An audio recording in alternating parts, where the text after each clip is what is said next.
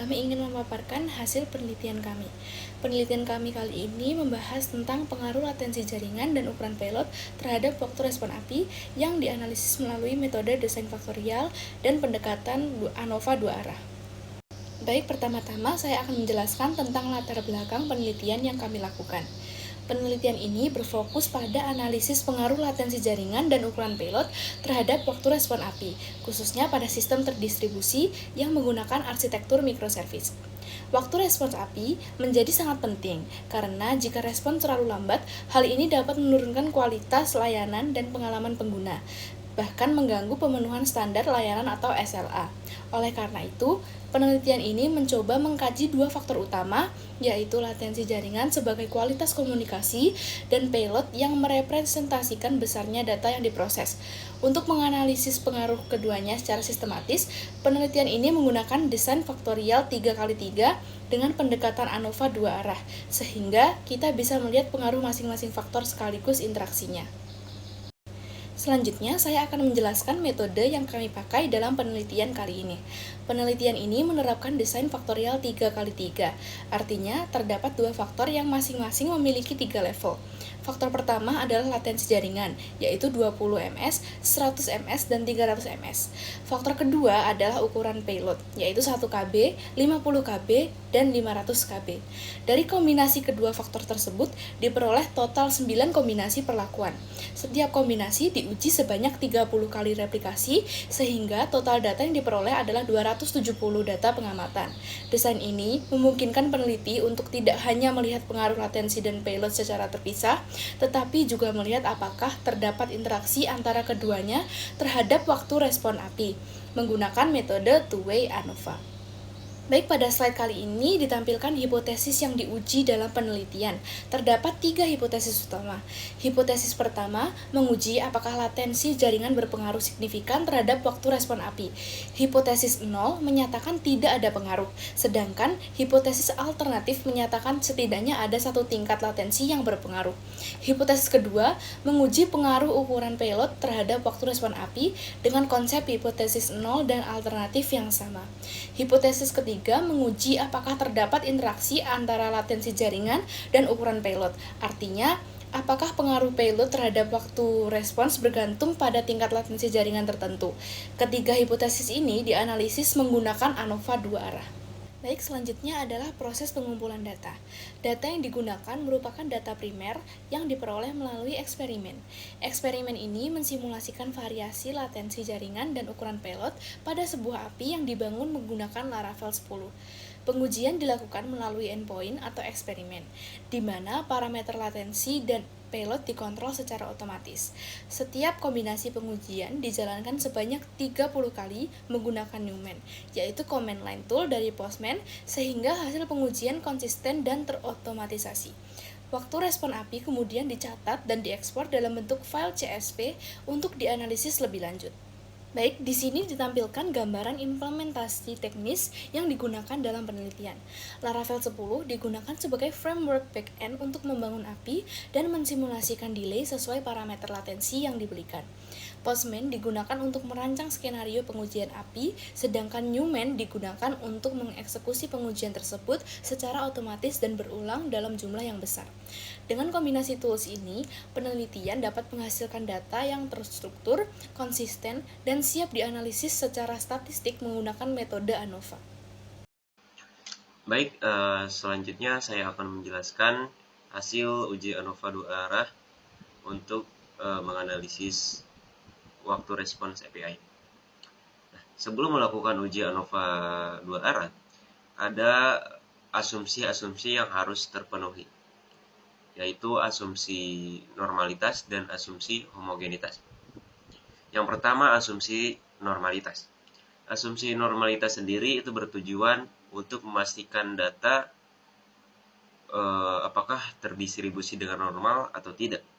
Nah, pada penelitian kali ini kami menggunakan Kolmogorov-Smirnov test terhadap nilai residual standar untuk menemukan apakah data kami terdistribusi dengan normal atau tidak. Dari hasil pengujian diperoleh p-value sebesar 0,001. yang mana hal ini lebih kecil dari nilai alfa sebesar 0,05, sehingga eh, hal ini menunjukkan bahwa data yang kami gunakan tidak terdistribusi dengan normal. Nah, dengan temuan itu kami melakukan transformasi data. Sebelum melakukan transformasi data, kami cek terlebih dahulu distribusi data kami apakah condong kemana kurvanya. Setelah dicek grafiknya, hasilnya menunjukkan bahwa data yang kami gunakan terdistribusi dan condong ke sisi kanan, yang artinya terdapat positif skewness yang cukup kuat. Untuk mengatasi hal ini digunakan transformasi LG10KX, yaitu formula yang sesuai untuk mengatasi kondisi substansial positif skewness. Sejalan dengan itu, penelitian yang dilakukan oleh Andy P. Field pada tahun 2009 menyatakan bahwa ternyata Kolmogorov-Smirnov tes itu sangat sensitif terhadap jumlah sampel data. Jadi, jika data yang digunakan itu cukup besar, maka hasil pengujian itu cenderung signifikan, sehingga diartikan data kita tidak normal. Maka pada penelitian kami kali ini, kami menggunakan metode visual yaitu Ggplot. Nah, setelah menghapus 30 outlier, grafik Ggplot menunjukkan bahwa titik-titik data mengikuti garis diagonal, sehingga dapat disimpulkan bahwa data kami sudah memenuhi asumsi normalitas. Setelah asumsi normalitas terpenuhi, maka sekarang uji homogenitas. Uji homogenitas sendiri itu bertujuan untuk memastikan apakah data berasal dari populasi yang sama atau tidak. Nah, pada penelitian kali ini, uji homogenitas menggunakan Levene test. Hasil pengujian menunjukkan nilai statistik Levene sebesar 1,910 dengan p-value sebesar 0,059. Lebih besar dari alfa yaitu 0,05. Maka gagal tolak hipotesis H0, sehingga dapat disimpulkan bahwa data yang kami gunakan berasal dari populasi yang sama atau homogen. Dengan demikian, asumsi normalitas dan asumsi homogenitas sudah terpenuhi dan data layak dilakukan uji ANOVA. Berdasarkan hasil uji ANOVA 2 arah, ditemukan bahwa faktor latensi jaringan dengan nama variabel delay ms memiliki nilai F hitung sebesar 7029,478. Nilai F yang sangat besar ini menandakan bahwa variasi waktu respons antar level jaringan jauh lebih besar dibandingkan variabel acak atau galat.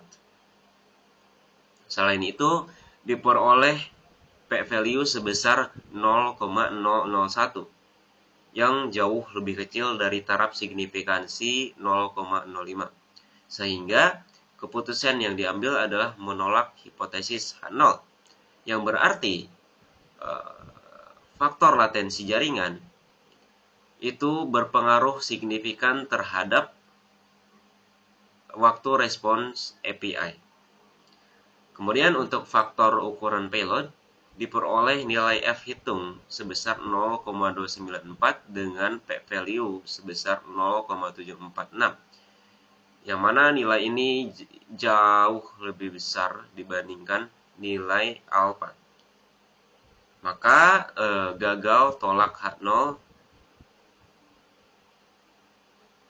Hal ini menunjukkan bahwa tidak terdapat perbedaan rata-rata waktu respons API yang signifikan pada ukuran payload yang berbeda.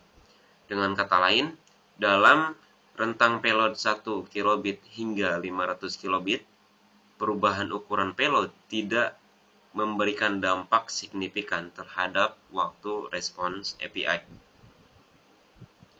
Selanjutnya, dianalisis interaksi antara faktor, yaitu faktor latensi jaringan dan faktor ukuran payload.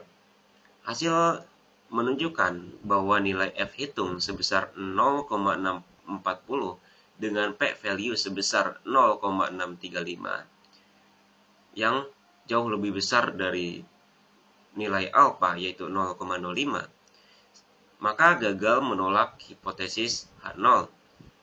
Artinya tidak terdapat interaksi yang signifikan secara statistik di antara latensi jaringan dan juga ukuran payload.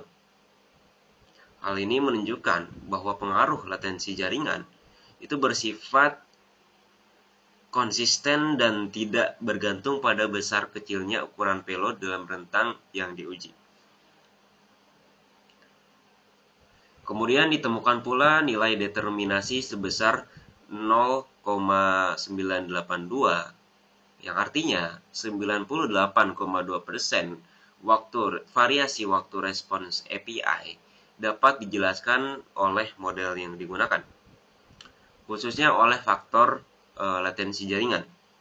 Nilai determinasi yang sangat tinggi ini menunjukkan bahwa model penelitian memiliki daya jelaskan yang sangat kuat dan kesalahan penjelasan model relatif kecil. Kemudian, dengan temuan bahwa tidak terdapat interaksi yang signifikan antar faktor, yaitu faktor latensi jaringan dan ukuran payload, maka uji lanjut post-hoc berfokus pada faktor latensi jaringan yang memiliki nilai signifikansi kurang dari 0,05. Hasil uji post-hoc 2K HSD mengonfirmasi bahwa semua perbedaan berpasangan antara ketiga level latensi jaringan itu sangat signifikan secara statistik, dengan respon tercepat pada latensi 20 milisekund diikuti dengan 100 milisekund dan yang terakhir adalah 300 milisekund. Hal ini menunjukkan pola peningkatan hampir linear, di mana setiap penambahan latensi secara konsisten memperlambat respons API. Selanjutnya adalah implikasi praktis dan muhasabah atau keterbatasan penelitian. Pertama, dari sisi implikasi praktis, hasil penelitian menunjukkan bahwa dalam pengembangan sistem berbasis API, optimasi latensi jaringan harus menjadi prioritas utama karena terbukti paling berpengaruh terhadap waktu respons. Sementara itu, selama ukuran payload masih berada pada rentang yang tidak ekstrim, pengaruhnya terhadap respon time relatif kecil. Oleh karena itu, pengembang tidak perlu khawatir dengan ukuran payload sedang dan dapat memfokuskan optimasi pada aspek lain seperti efisiensi kode, penggunaan caching, serta mekanisme auto-scaling server. Temuan ini juga dapat menjadi panduan awal bagi praktisi dalam mengambil keputusan teknis saat merancang dan mengoptimalkan performa API. Selanjutnya, pada bagian muhasabah, hasil penelitian ini tetap perlu ditafsirkan secara hati-hati karena adanya beberapa keterbatasan. Keterbatasan yang pertama yaitu ukuran payload yang diuji hanya berada pada rentang 1 hingga 500 KB. Sementara pada kondisi nyata, payload bisa jauh lebih besar bahkan melebihi 1 MB yang kemungkinan dapat memberikan dampak signifikan terhadap waktu pemrosesan. Kedua, pengujian dilakukan dalam lingkungan yang terkontrol dengan simulasi latensi yang bersifat diskrit, sedangkan jaringan di dunia nyata bersifat dinamis dan dipengaruhi oleh faktor lain seperti packet loss, jitter, dan perubahan bandwidth. Terakhir, penelitian ini hanya menggunakan satu jenis API berbasis Laravel dan satu metode request yaitu POST, sehingga generalisasi hasil ke jenis API atau protokol lain masih memerlukan penelitian lanjutan. Selanjutnya, kesimpulan yang dapat diambil dari penelitian ini adalah latensi jaringan memiliki berpengaruh yang sangat signifikan terhadap waktu respon API. Sementara ukuran payload 1 kilobit hingga 500 kilobit maupun interaksi antara kedua faktor tidak berpengaruh signifikan. Hal ini menunjukkan bahwa latensi adalah faktor utama dengan efek yang stabil dan tidak tergantung pada ukuran data dalam kisaran yang diuji. Kinerja API sebagian besar dipengaruhi oleh keadaan jaringan, sedangkan payload sedang masih dapat ditangani dengan baik oleh server. Kemudian dengan nilai R kuadrat atau nilai determinasi yang sangat tinggi, yaitu 0,982, model ini memberikan bukti empiris bahwa peningkatan latensi harus menjadi hal yang paling diutamakan dalam pengembangan sistem berbasis API. Sementara aspek kinerja lainnya dapat difokuskan selama ukuran payload tetap dalam batas yang wajar. Namun, temuan masih perlu ditafsirkan dengan hati-hati, mengingat pengujian yang kami lakukan masih memiliki keterbatasan seperti ukuran payload dengan rentang yang terbatas, yaitu 1 sampai 500 kilobit. Kemudian juga yang kedua, pengujian dilakukan di lingkungan yang terkontrol dengan simulasi latensi yang diskrit. Dan yang terakhir, keterbatasan lainnya adalah hanya satu jenis API dan satu jenis request, yaitu POST yang kami uji. Baik, sekian penjelasan dari kami. Kurang lebihnya mohon maaf. Wassalamualaikum warahmatullahi wabarakatuh.